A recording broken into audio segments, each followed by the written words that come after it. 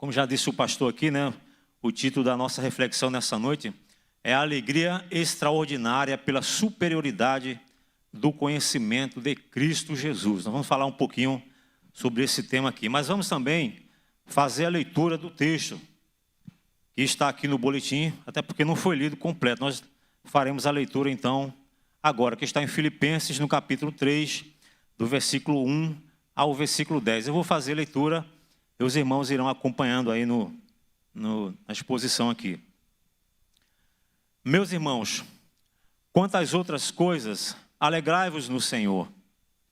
Para mim não é difícil escrever-vos as mesmas coisas, e isso vos dá segurança. Tomai cuidado com esses cães, ou com os cães em outra versão. Cuidado com os maus obreiros, cuidado com a falsa circuncisão. Porque nós é que somos a circuncisão, nós os que servimos a Deus em espírito e nos orgulhamos em Cristo Jesus. E não confiamos na carne, se bem que eu, o apóstolo Paulo, poderia até mesmo confiar na carne. Se alguém pensa que pode confiar na carne, muito mais ele, muito mais Paulo. Circuncidado ao 8º dia, da descendência de Israel, da tribo de Benjamim, hebreu de hebreus, quanto à lei, fui fariseu, quanto ao zelo, perseguidor da igreja, quanto à justiça que há na lei, eu era irrepreensível, mas o que para mim era lucro, passei a considerar perda por amor de Cristo. Sim, de fato considero todas as coisas como perda, comparadas com a superioridade do conhecimento de Cristo Jesus, meu Senhor, pelo qual perdi todas essas coisas. Eu as considero como esterco para que possa ganhar Cristo e ser achado nele, não tendo por minha a justiça que procede da lei, mas sim a que procede da fé em Cristo, a saber, a justiça que vem de Deus pela fé, para conhecer a Cristo e o poder da sua ressurreição e a participação no seu sofrimento, identificando-me com ele na sua morte. Esse é o texto completo da nossa reflexão nessa noite, né? Então, aproveitando que o tema geral da juventude para esse mês é uma alegria extraordinária, né? Eu procurei definir um pouco dentro desse texto, que está exatamente aí no versículo 8, uma alegria extraordinária, ou alegria extraordinária pela superioridade do conhecimento de Cristo Jesus, tornando mais específico e direcionado. Se fosse perguntar para os irmãos, por exemplo, qual o livro do Novo Testamento que destaca a superioridade de Cristo desde o início até o final, eu tenho certeza que ninguém ia errar qual era o livro, né? Todo mundo ia dizer que é a Carta aos Hebreus, né? A Carta aos Hebreus é o livro que destaca do início ao fim a superioridade de Cristo, mas o escritor, ele esqueceu de destacar a superioridade no conhecimento, não foi esquecimento, mas talvez o contexto. Ele não falou da superioridade no conhecimento e também não falou da superioridade do nome, e isso ficou para a carta aos Filipenses. E a escolha desse tema, e fundamentado na carta aos Filipenses, é muito proposital ou muito interessante, e eu já digo para os irmãos por quê. Mas antes disso, Hebreus destaca a superioridade de Jesus, começando no capítulo 1, ele faz uma comparação de Cristo e os anjos, e ele destaca a superioridade de Cristo em relação aos anjos. Em seguida, ele destaca a superioridade de Jesus em relação ao sacerdócio levítico. Ele destaca a superioridade em relação à aliança do Antigo Testamento, dizendo que Jesus é o fiador de uma nova aliança, muito mais superior e firmada no seu sangue. E também destaca que ele não somente é um sacerdote superior, mas ele sendo sumo sacerdote, ele está à destra de Deus, intercedendo por nós. Então aquela carta, ela destaca a superioridade de Cristo de forma maravilhosa. E quando chega aqui em Filipenses, o apóstolo Paulo, ele traz essa definição tão maravilhosa que tudo o que ele havia construído durante a sua vida, ou a forma como ele foi criado e chegado até aquele ponto, ele considerava simplesmente nada pela superioridade do conhecimento de Cristo Jesus. Em outra versão fala o conhecimento subliminar, em outra versão o conhecimento extraordinário. Mas o fato é que conhecer a Cristo é o maior conhecimento que qualquer ser humano pode ter no seu coração. Mas então, porque foi bem fundamentado aqui em Filipenses. Se os irmãos fizeram uma pesquisa, eu fiz isso, nós podemos dizer seguramente que Filipenses pode ser chamado a carta da alegria. Por quê? Proporcionalmente, é a carta, o livro, no Novo Testamento, que tem mais presente a palavra alegria. Por exemplo, se você pegar 2 Coríntios, tem 13 capítulos, e lá aparece a palavra 6 vezes. Filipenses tem 4 e aparece 5. Hebreus tem 13 capítulos e aparece 5 vezes. Lucas tem 24 capítulos e aparece 10. Então, de todas as comparações que você fizer, Filipenses vai se destacar proporcionalmente. Então, pode chamar a carta da alegria. Louvado seja o nome do Senhor. Então, foi muito bem colocado esse fundamento, eu achei extremamente interessante. Pode pesquisar nas versões, eu, por exemplo, pesquisei na atualizada, na King James, na século 21 que nós estamos utilizando, e em todas elas, Filipenses se destacou como sendo a carta da alegria, porque de fato, conhecer a Cristo é uma alegria extraordinária. Agora, interessante, porque é que Paulo, então, destaca tantas vezes a palavra alegria. O apóstolo Paulo destaca na carta aos Filipenses. Os irmãos observem que, por exemplo, lá no capítulo 1, no versículo 3, o apóstolo Paulo diz que todas as vezes que ele se lembrava dos filipenses, ele não cessava de orar a Deus, de fazer súplicas com alegria pelos filipenses, por um motivo muito especial, por causa da cooperação deles no Evangelho. Esse era o primeiro motivo da sua alegria em interceder, em suplicar pelos filipenses, pela sua cooperação com a causa do Evangelho. Então, esse é o nosso primeiro ponto para a nossa reflexão. Uma causa, nós só nos tornamos cooperadores ou cooperantes em uma causa quando ela é importante. Tá certo? Ninguém vai se arriscar a pelejar por alguma causa, a se envolver em alguma causa que não tenha nenhuma importância. Por quê? Certamente é perca de tempo. Então, para uma causa, para nós cooperarmos com uma causa, ela precisa ser importante. E eu tenho certeza que para todos nós aqui, o Evangelho de Cristo Jesus, conhecer a Cristo Jesus é extremamente importante. Não dá para pensar diferente. Mas, então, o que torna uma causa importante? Primeiro, ela precisa ser verdadeira. Você vai se dedicar, vai batalhar por uma causa falsa? Isso não faz nenhum sentido. Então, ela precisa ser verdadeira. E o Evangelho ela precisa tocar nos nossos corações, ela precisa comover os nossos corações, porque sendo ela verdadeira, mas não tocar no meu coração, ela não vai fazer muito sentido. O Evangelho faz tudo isso, e ele toca no nosso íntimo. Ele toca no nosso íntimo, no nosso coração, por isso ele é importante e vale a pena qualquer esforço por ele. Uma causa, quando é importante, é verdadeira, toca no nosso coração, qualquer esforço por ela vale a pena. Porque o conhecimento de Cristo, a palavra verdadeira de Cristo, ela vai e toca no coração do homem, revelando ou mostrando as coisas boas e as coisas ruins que porventura exista lá dentro do coração. Porque, na verdade, o coração do homem é uma caixa preta, que só quem sabe o que tem lá dentro é Deus. Nós muitas vezes somos surpreendidos conosco mesmo, fazemos coisas tão erradas que muitas vezes dizemos: Senhor, como é que eu fiz isso? Porque em muitos momentos nós nem sequer conhecemos o monstrinho que tem aqui dentro. A palavra de Deus revela tudo. Tudo ela torna claro. Por exemplo, se nós olharmos lá para Hebreus capítulo 4, versículo 12, que é bem conhecido, diante da palavra do Senhor, todas as coisas estão nuas diante dele. nada se encobre, porque só Ele conhece o que há dentro dessa caixa preta.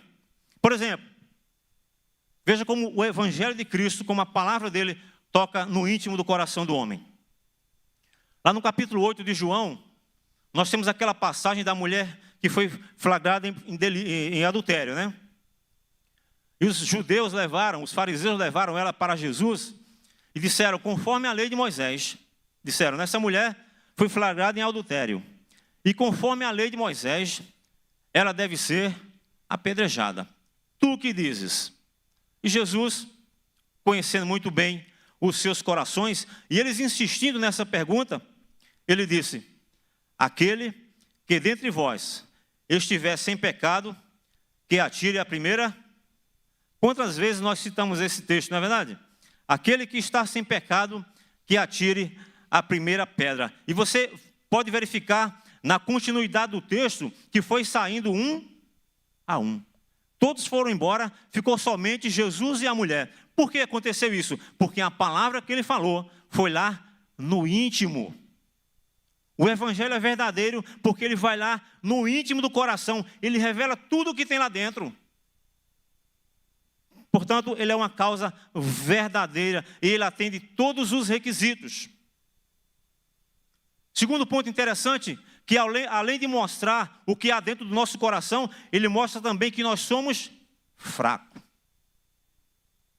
O Evangelho mostra, o conhecimento de Cristo Jesus nos mostra que nós somos fracos, nada podemos fazer sem Ele. Por exemplo, é o que ele afirma em João capítulo 15, no versículo 5. Sem mim, nada podereis fazer. E quando ele cita esse texto, os irmãos observem lá, que ele está falando da árvore, da videira. Eu sou a videira, vós sois os ramos, sem mim nada podereis fazer. Então ele mostra o íntimo do nosso coração e mostra também as nossas fraquezas. Quanto nós somos dependentes dele, quanto nós precisamos conhecer dele. Então, todos esses requisitos para uma causa ser verdadeira, para tocar no íntimo, para nos comover, para tirar o que tem de ruim aqui dentro, o Evangelho atende todos esses requisitos. Portanto, vale a pena nós sermos cooperadores deste Evangelho tão maravilhoso. Aí eu pergunto, como é que nós vamos dar as costas para algo tão importante como é o Evangelho? Não tem como fazer isso.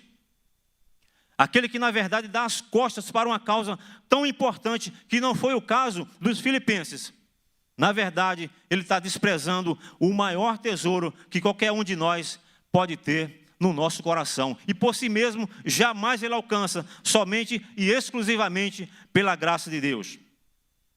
Por exemplo, nós podemos verificar em 2 Coríntios, por favor, pode expor aqui no Data Show, 2 Coríntios, capítulo 4, versículo 6, e na continuidade do versículo 7, versão Almeida, século 21, diz assim, porque Deus quem disse, das trevas brilhará a luz, foi Ele mesmo quem brilhou em nosso coração, para a iluminação do conhecimento da glória de Deus, na face de Cristo Jesus, ou de Cristo.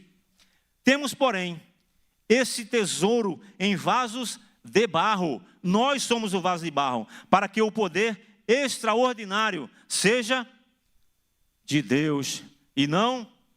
Então, toda a glória do Evangelho pertence a Cristo. Todo o conhecimento que nós porventura podemos ter dele, é dele e vem dele, é porque ele faz em nós todas as coisas. Só somos capazes de entender alguma coisa desse santo Evangelho, porque ele é quem ilumina os nossos corações. Não sei se os irmãos acompanharam, por esses dias, houve a divulgação do homem mais inteligente, né? Foi medido o QI dele aí, 276, se não me engano, o homem mais inteligente. Interessante foi a explicação que ele deu. Ele disse que a inteligência dele veio da Bíblia. Em outras palavras, toda aquela inteligência, todo aquele QI veio do conhecimento que ele teve ou tem obtido de Deus na sua palavra. Então, eu não tenho como dizer outra coisa, a não ser que o Evangelho, o conhecimento de Cristo, é extraordinário no meu coração, e no seu coração que porventura conhece a Cristo. E de todo aquele que conhece a Cristo, é uma riqueza extraordinária que ele tem no seu coração. E o apóstolo diz aí, é um tesouro guardado em vaso de barro, para que a glória seja de Deus.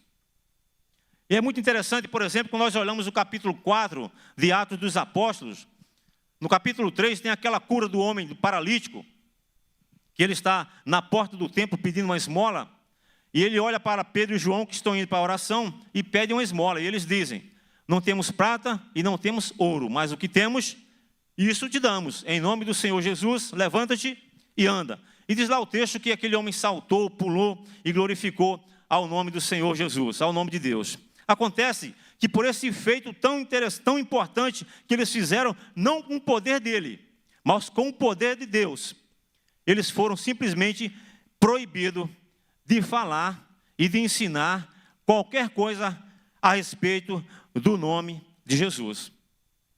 Imagina alguém ser proibido de ensinar ao nome de Jesus, ser proibido de falar ao nome de Jesus. E é o que a resposta deles, os irmãos conhecem muito bem. Eles disseram, nós não podemos nos calar, não podemos deixar de falar diante das coisas que temos visto e ouvido. Atos capítulo 4, versículo 12, versículo 20. Mas entenda uma coisa, nós não temos visto o que eles viram. Nós não temos visto os paralíticos pulando, temos? Eu não tenho. Nós não temos visto paralítico na porta da igreja, por exemplo, pedindo uma esmola e eu ir lá, levantar, pegar na mão dele e dizer, levanta-te e anda. Eu não tenho visto isso, você tem? Se tem, louvado seja Deus. Mas o que nós temos visto, seja aqui e seja em qualquer outra igreja, é muito mais importante do que qualquer cura física. Porque a libertação do homem, a transformação interior, que só o Evangelho é capaz de fazer, é superior a qualquer cura física que o homem possa receber. Porque nós podemos receber uma cura hoje e amanhã ficar doente. Podemos ser restaurados hoje de uma enfermidade e amanhã estar doente novamente. O Evangelho transforma e transforma e transforma e ainda leva para um lugar muito especial. Só o Evangelho faz isso. Nenhuma outra coisa é capaz de fazer isso. Somente o Evangelho de Cristo Jesus produz restauração e faz nascer dentro de nós. Faz nascer naquele homem em situação mais degradável. Faz nascer um novo homem para a glória de Deus. Então, por que faz nascer um novo homem? Porque até então o homem está morto diante de Deus, afastado das coisas de Deus, caído, não consegue entender nada daquilo que vem de Deus. Ele está apagado diante de Deus, sem visão celeste, só enxerga as coisas terrenas, focado no mundo, preso no achismo. Sim, o homem afastado de Deus está preso no achismo, focado na terra, focado nas coisas do mundo, às vezes confiando, ou na maioria das vezes, ou sempre, confiando naquilo que não pode salvar. É assim, o homem afastado de Deus confia naquilo que não pode salvar. Vejamos, por exemplo, Lucas, capítulo 12, a partir do versículo 16, que tem uma mensagem maravilhosa, falando, mostrando aquele homem que só olha para as coisas terrenas. Lucas 12, a partir do versículo 16, Jesus fala uma parábola maravilhosa. Então lhes propôs uma parábola, dizendo, o campo de um homem rico havia produzido com fartura. Ele pensava consigo mesmo, que farei? Pois não tenho onde guardar o que colhi. Então disse, vou fazer o seguinte, vou fazer isto. Derrubarei os meus celeiros e edificarei outros maiores, e neles colocarei todo o meu cereal e os meus bens.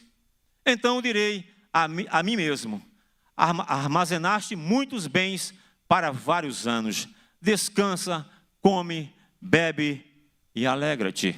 Continua. Mas Deus lhe disse, insensato, esta noite te pedirão a tua vida, ou a tua alma em outra versão, e o que tens preparado, para quem será? Você viu a visão do homem que só olha para as coisas terrenas? Assim é aquele que ajunta tesouros para si, mas não é rico diante. Esse é o homem afastado de Deus. O coração dele confia naquilo que não pode salvar. Confia no que está diante dos seus olhos.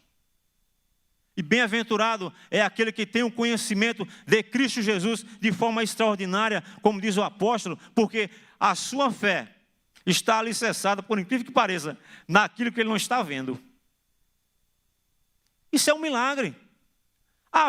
A nossa fé está firmada em algo que nós não estamos vendo. Eu não estou vendo Jesus, você está?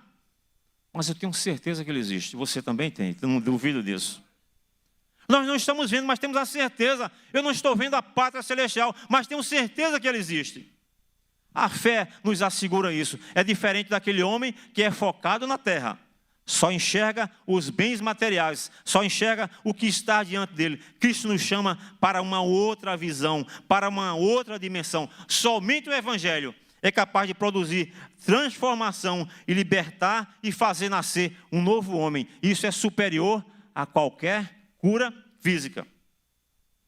Por exemplo, vejamos o que está escrito em 2 Coríntios, capítulo 5, versículo 17. Capítulo 5, versículo 17, 2 Coríntios. Portanto, se alguém está em Cristo, nova criação ou nova criatura. As coisas velhas já passaram e surgiram coisas novas, ou se fizeram novas, todas as coisas em uma outra versão. Somente Cristo, por meio do seu evangelho, é que faz isso. Ninguém mais faz. Cura alguma se compara a essa transformação. Imagina um homem que só enxerga o que está diante dos seus olhos, só enxerga os seus bens materiais, o que tem na sua conta, mas de repente, como nós lemos lá em 2 Coríntios 4, versículo 7, de repente Deus faz brilhar aquela luz transformadora, e o que ele achava que era confiança para ele, ele considera que agora não vale nada. Foi o que o apóstolo Paulo fez.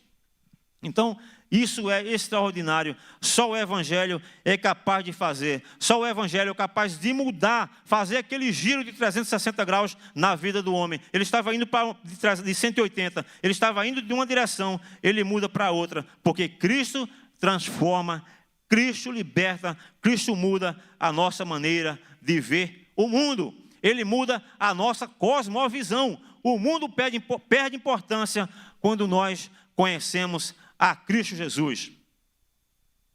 E uma vez em Cristo, acontece a mudança de mentalidade. O novo homem, ele pensa diferente. A mentalidade dele é outra. Por quê? Porque Cristo e o mundo são incompatíveis.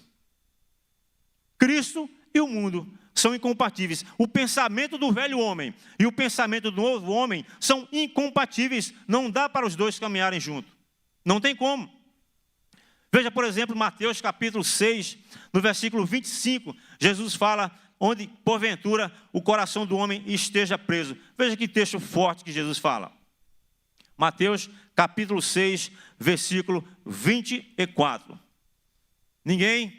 24. Ninguém pode servir a dois, a Cristo e a Deus, ao mundo e a Cristo, não tem como. Ninguém pode servir a dois senhores, porque ou odiará a um e amará o outro, ou se dedicará a um e desprezará o outro. Então, Cristo e o mundo não dá para andar de mãos dadas, não tem como servir aos dois, só serve a um. Se é a Cristo, então o homem, nova criatura, ele pensa diferente, ele age diferente, ele vê o mundo com uma outra cosmovisão. Ele está voltado para as coisas de cima. O velho homem está voltado para as coisas de baixo. E como Cristo falou em João, capítulo 8, versículo 6, seu filho vos libertar, verdadeiramente sereis. Aí tudo muda no coração do homem. Nós poderíamos citar o apóstolo Paulo, né, que lemos no texto aqui, de forma tão forte, nesse testemunho que ele dá. Cristo vos libertar, verdadeiramente sereis livre. É a liberdade gerada pelo conhecimento de Cristo Jesus que transforma a nossa maneira de ver. Agora, olhemos aqui para o texto. Olhe para o texto. Nós temos o apóstolo Paulo, ele dando testemunho de si mesmo. Testemunho de si mesmo. Por que ele faz isso? Porque os filipenses estão sendo incomodados por falsos mestres, falsos ensinadores. Tanto é que ele diz, guardai-vos dos cães. Cães aqui são os maus obreiros, os maus ensinadores, que ensinavam que era necessário que eles praticassem a circuncisão para ser salvo. Na verdade, a circuncisão era uma prática da antiga aliança, mas o apóstolo Paulo diz que nós é que somos a verdadeira circuncisão. E aí ele faz uma comparação de si mesmo com os maus obreiros que confiavam na carne. E ele diz assim, olha, deixa eu ver quando é que ele começa. Se alguém pode se gloriar, muito mais eu. Deixa eu ver quando é que ele começa aqui. Porque nós é que somos a circuncisão, nós os que servimos a Deus em espírito e nos orgulhamos em Cristo. O orgulho carnal é pecado. O orgulho em Cristo, ele glorifica a Cristo Jesus. Se bem que eu, o apóstolo Paulo, poderia até mesmo confiar na carne. Isso aqui ele quer dizer, confiar nas próprias obras. Mas por que ele não faz isso? Mas por que ele cita essa expressão? Ali diz, olha,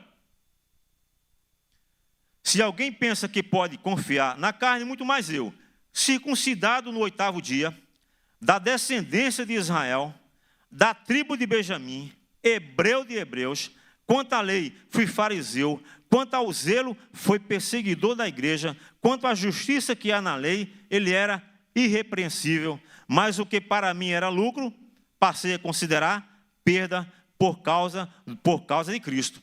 Então, era o homem perfeito segundo a justiça que há na lei. Ele próprio diz, era irrepreensível. Ele cumpria tudo cabalmente. Ele faz essa comparação. Aí entenda bem, tem alguns irmãos que fazem aquela confusão, né? Mas porque Paulo é a tradução de Saulo, na verdade não é. Saulo é o nome grego. Paulo é o nome romano, Paulus, né? Que vem do latim. E na verdade ele é da tribo de Benjamim, é da tribo do rei Saul. Talvez o nome dele seja homenagem a Saul, porque na verdade o nome dele em hebraico também é Saul, traduzido para o grego é Saulo. E assim ele continua. Sim, de fato também considero perda todas as coisas comparadas com a superioridade de Cristo Jesus, do conhecimento de Cristo. Então, tudo mudou na vida dele. Tudo mudou, a cosmovisão dele, a maneira como ele enxergava o mundo. Ele que confiava em si mesmo, agora se vê que aquilo que ele fazia, na verdade, diante de Deus, não o levaria a nada. Porque somente por meio de Cristo é que podemos chegar diante de Deus. E ele dá testemunho dizendo que era a tal ponto cumpridor das normas religiosas, a ponto de ser considerado perfeito. Mas interessante é na continuidade aqui, que veja só, irmãos. Cristo Jesus, a superioridade do seu evangelho está acima das nossas tradições. Qualquer tradição nossa não vale nada diante de Deus. É o que o apóstolo Paulo estava dizendo. Tradição, tradicionalismo, diante de Cristo não vale de nada. É isso que ele está falando. Já encontrou aquelas pessoas que dizem assim, olha, eu não estou na igreja, mas sou filho de pastor. O que significa isso? Nada. Olha, eu não sou da igreja, mas a minha mãe é da igreja fulana de tal, e assim é uma mulher de oração. Sim, para Cristo não tem nenhum valor. Eu estou afastado da igreja, mas estive lá por 10 anos, por 15 anos.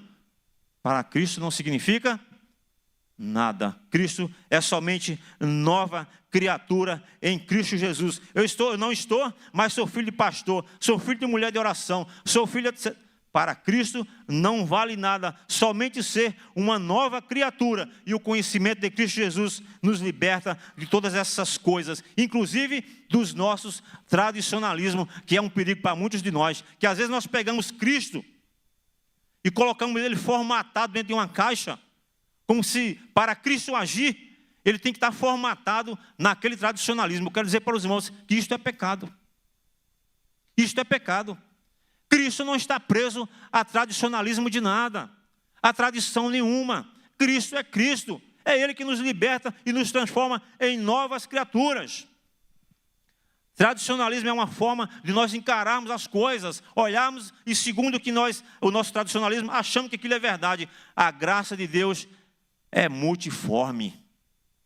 A graça de Deus é multiforme, disse o apóstolo Pedro. A graça de Deus é dinâmica. É por isso que o apóstolo Paulo foi chamado aos gentios. E quando uma vez pregado o evangelho aos gentios, os judeus passaram a ter ciúme, porque eles achavam que tinha que ser conforme eles haviam entendido. Mas aí o apóstolo Paulo mostra que isso não tem nada a ver. Cristo nos libertou e verdadeiramente somos livres em Cristo Jesus, porque a graça é multiforme, a graça é dinâmica, a graça é vida. É por isso que a igreja do Senhor Jesus, ela só cresce. A igreja do Senhor só cresce por quê? Porque ela é viva, porque ela é dinâmica, ela não está formatada dentro de uma caixa, de um caixote de forma alguma, ela é dinâmica, ela é viva. Conhecer a Cristo supera tudo isso. Nenhum conhecimento do humano se compara a conhecer a Cristo. Nenhum. E é natural que o homem, muitas vezes, esteja preso aos seus diplomas. Não é verdade? É. Muitos, até natural, estar presos ao seu diploma. Não quero dizer que eles não são importantes, são. Mas muito mais importante é conhecer a Cristo. Foi o que disse o apóstolo Paulo. E tem mais um ponto interessante. Que o apóstolo Paulo, ele foi criado de forma mais especial, comparado da sua idade, talvez não, ele foi um dos que melhor foi educado aos pés do maior sábio da época, do maior rabino, Gamaliel.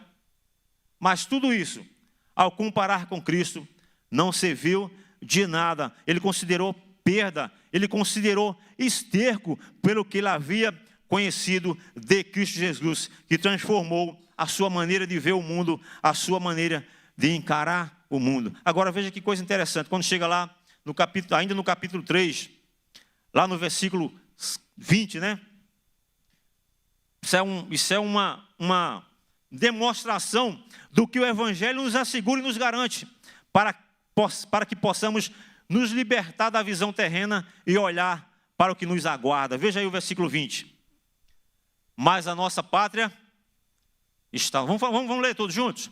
Mas a nossa pátria está no céu, de onde também aguardamos o Salvador, o Senhor Jesus Cristo, que transformará o corpo da nossa humilhação, do nosso sofrimento, para ser semelhante ao corpo da sua glória, pelo seu poder eficaz de sujeitar a si todas. Glória a Deus. Só o Evangelho nos garante, só por meio de Cristo, que essa nova pátria está assegurada. E foi por ela que aqueles heróis lá de Hebreus capítulo 11 sofreram, pelejaram, mas eles estavam pensando nessa pátria maravilhosa. E para os dias de hoje, irmão, vamos ser sinceros, parece inadequado a gente falar dessas coisas. Parece inadequado muitas vezes a gente falar dessas coisas, mas deixa eu falar para os irmãos. Os contextos podem mudar, e mudam. O homem de hoje não é o homem de ontem.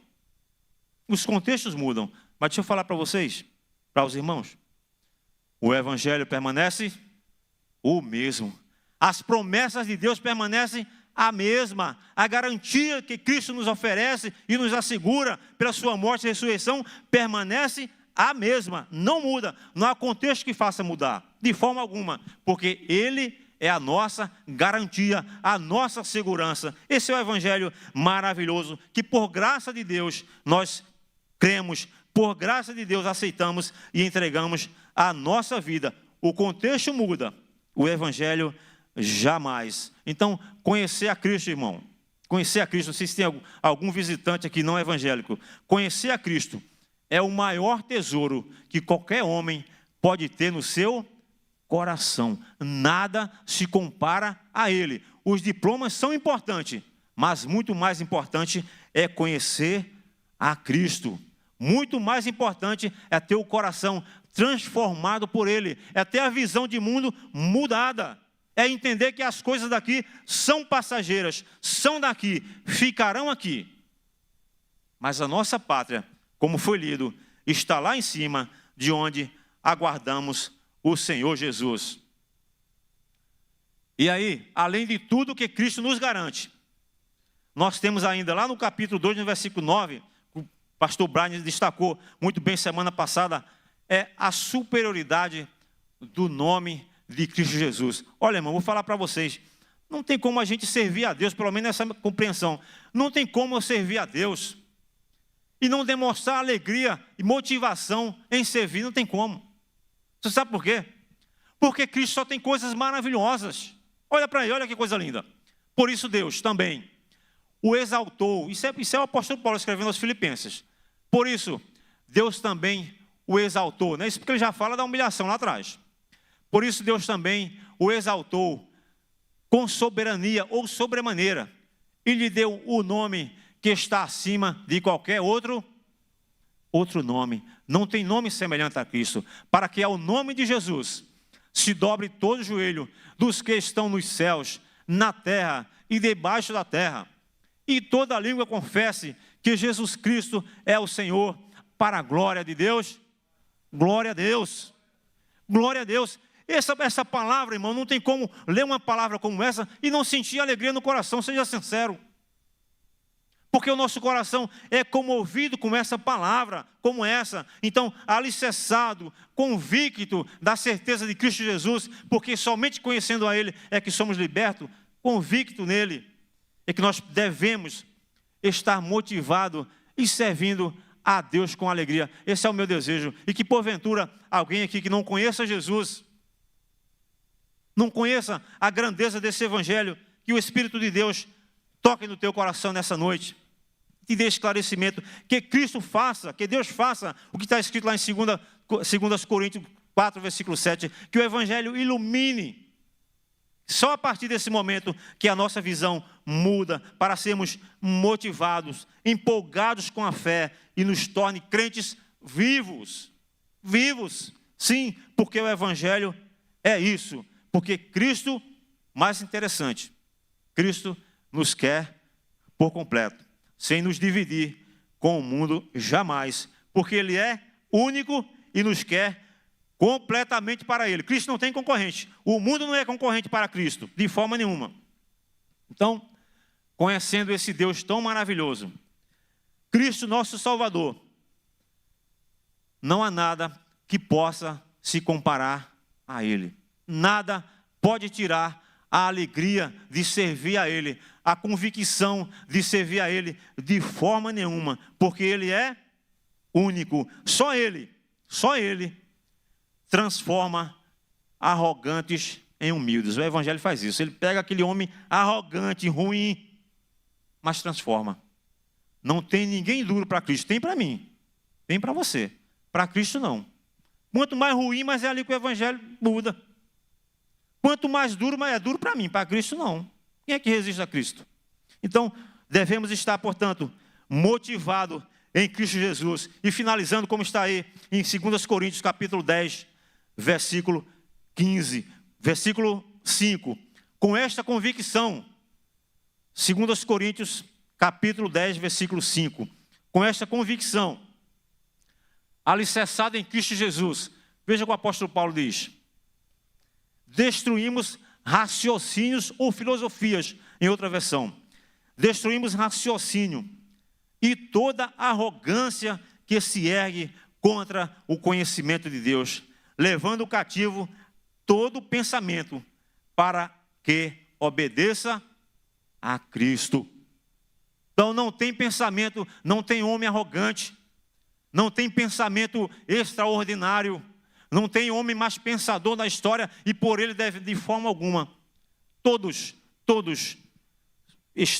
são submetidos a Cristo Jesus. E como ficou bem destacado lá em Filipenses, todo joelho se dobrará e toda língua confessará que Jesus Cristo é o Senhor, para a glória de Deus Pai. Que Deus nos abençoe nessa noite com sua palavra em nome de Jesus.